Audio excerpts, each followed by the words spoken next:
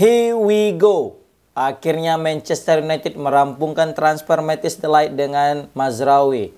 Ini seperti tidak Manchester United yang kita kenal. Biasanya Manchester United tidak seperti ini saga transfernya guys. Biasanya berbelit-belit, bahkan sulit untuk mendapatkan pemain dengan harga murah. Tapi kali ini cukup berbeda. Manchester United seakan-akan mendapatkan pemain itu mudah saja, tidak mahal alias murah, harga miring, dan tanpa banyak drama di dalamnya.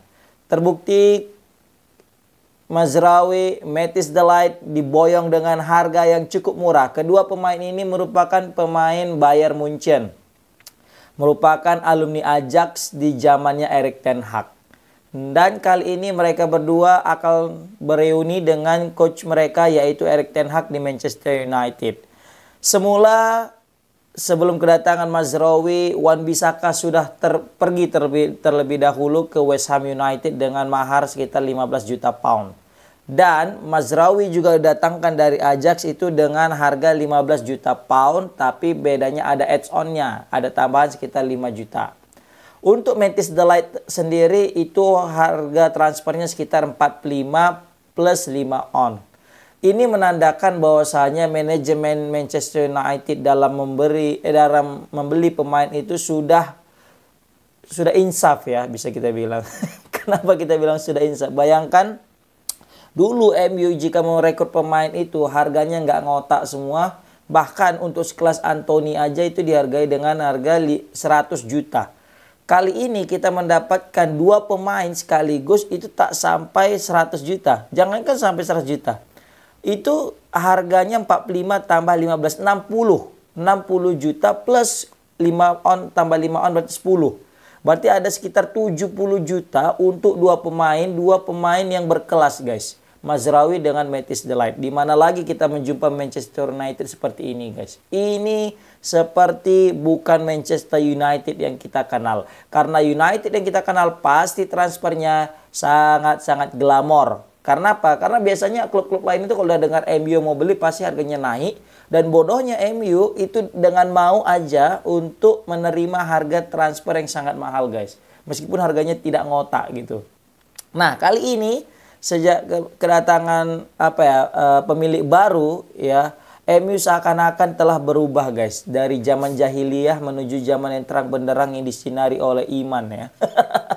Pokoknya ini bisa kita bilang suatu prestasi bagi Manchester United. Bahkan setelah aku melihat transfer ini ya, banyak itu yang seakan-akan tidak percaya bahwasanya ini MU loh. Ini MU yang kita kenal. Karena tidak seperti MU yang kita kenal gitu. Bayangkan Matthijs de Ligt yang sebelumnya punya bandrol yang cukup mahal ya. Itu hampir 65 sampai 75 value dia. Bisa turun harganya sampai 45 plus 5 add-on. Itu kan suatu prestasi bagi Manchester United dalam perekrutan pemain guys. Bayangkan dia dari pindah dari Ajax ke Juventus aja itu maharnya itu sekitar 85 sudah. Baru dari Juventus ke Bayern Munchen itu harganya sekitar 67. Nah ini ke MU cuma 45. Padahal usianya masih tergolong usia prime, yaitu usia 25 tahun untuk seorang pemain bola guys.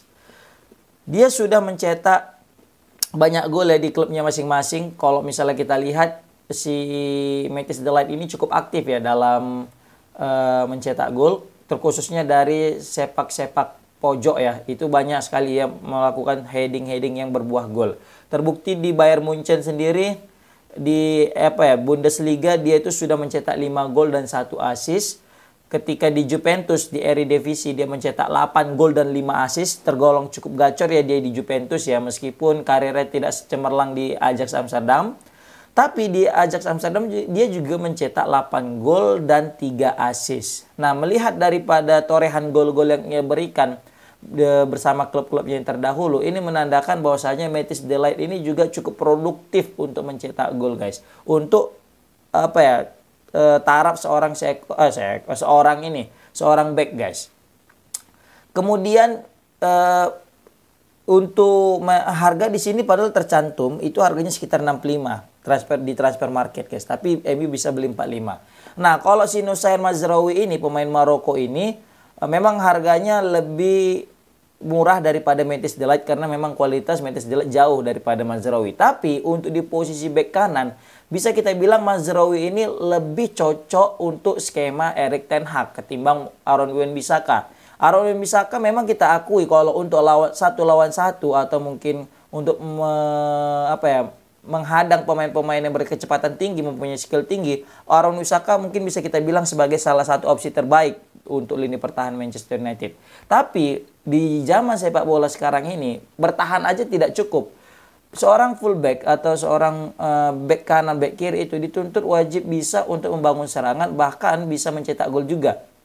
Terbukti Erik ten Hag ini tidak terlalu menyukai peran daripada Aaron Wan-Bissaka, bahkan Erik ten Hag lebih menyukai Diogo Dalot karena Diogo Dalot bisa bertahan dan bisa menyerang. Meskipun bertahan daripada Diogo Dalot itu tidak terlalu baik ketimbang Aaron Wan-Bissaka, tapi setidaknya si Diogo Dalot ini lebih mudah untuk membangun serangan dan memberikan umpan-umpan manja. Kita tahulah gimana kualitas crossing daripada Wan-Bissaka, sangat-sangat bapuk ya.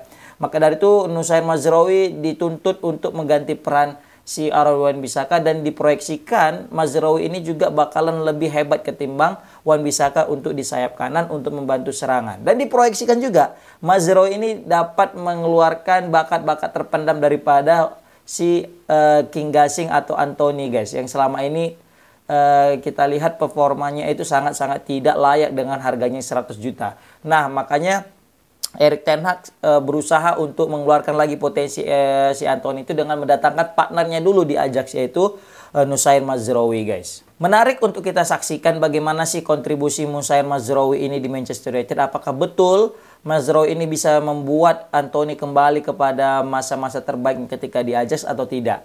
Nah, karena apabila ternyata performa Mazraoui ini tidak sebanding dengan Aaron Wan-Bissaka atau bahkan lebih buruk, maka bisa kita bilang ini salah satu pembelian yang gagal. Tapi aku yakin karena dia merupakan mantan pemain si Erik ten Hag, pasti dia juga sudah memahami bagaimana sih karakteristik, skema dan planning daripada si Erik ten Hag guys. Dia juga sebelumnya dari Ajax ya, sama kayak si Matthijs de Ligt. Bedanya dia di Ajax langsung ke Munchen. Kalau si de Ligt ini dia itu dari Ajax dia ke Juventus dulu baru ke Munchen. Nah, dia tuh punya harga transfer itu sekitaran 30 guys. Di transfer market dia tuh harganya 30, tapi MU bisa beli 15 juta plus 5 add-on. Luar biasa, MU kali ini betul-betul memasak guys ya dalam pembelian pemain. Nah, untuk di Eredivisie dia juga sudah ini tergolong back kanan atau wingback, bisa kita bilang sebagai fullback.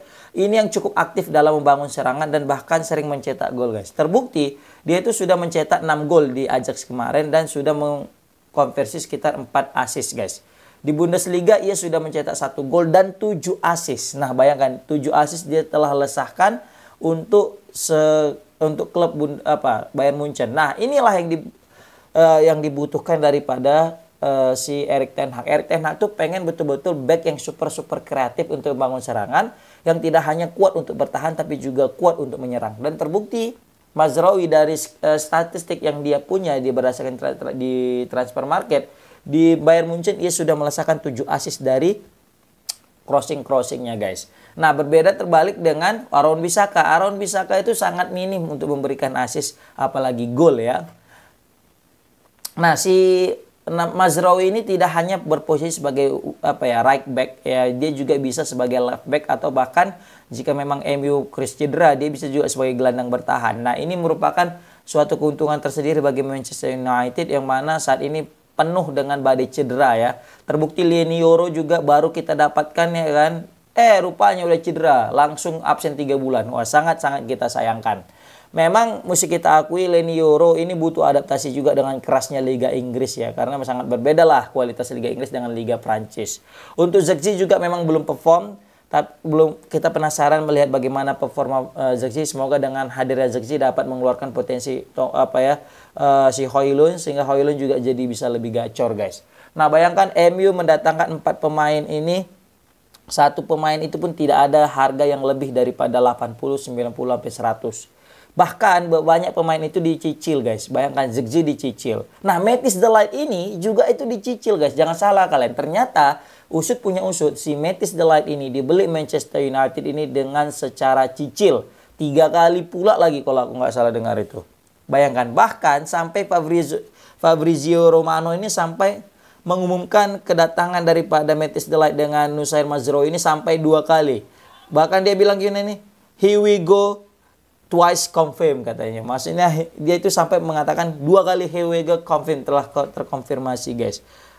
Selanjutnya nanti mereka akan melakukan medical check ya. Kemudian akan menentukan bagaimana apakah mereka ini lolos atau tidak dari medical checknya. Oh ya, mereka ini ditransfer selama mereka ini dikontrak selama 5 tahun guys. Jadi 5 tahun plus ada 1 tahun plus lah untuk pemanjangan kontrak. Nah, ini sangat menarik. Memang kalau dari segi usia mereka masih di usia prime. Mazraoui umur 26 sedangkan Matthijs de Ligt umur 25. 5 tahun ke depan umur 30 atau 31 dan pasti diyakini mereka ini menjadi proyek jangka panjangnya si Erik ten Hag. Nah, menarik untuk kita lihat bagaimana kontribusi daripada kedua pemain ini untuk perkembangan MU di Liga Inggris. Semoga aja Liga Inggris kali ini semakin seru dengan hadirnya Manchester United dengan pemain-pemain terbaru mereka. Dan MU semoga tahun ini bisa juara. GG MU, glory glory Man United. Assalamualaikum warahmatullahi wabarakatuh. Komen di kolom komentar gimana pendapat kalian tentang transfer MU kali ini dan tentang 2 pemain ini.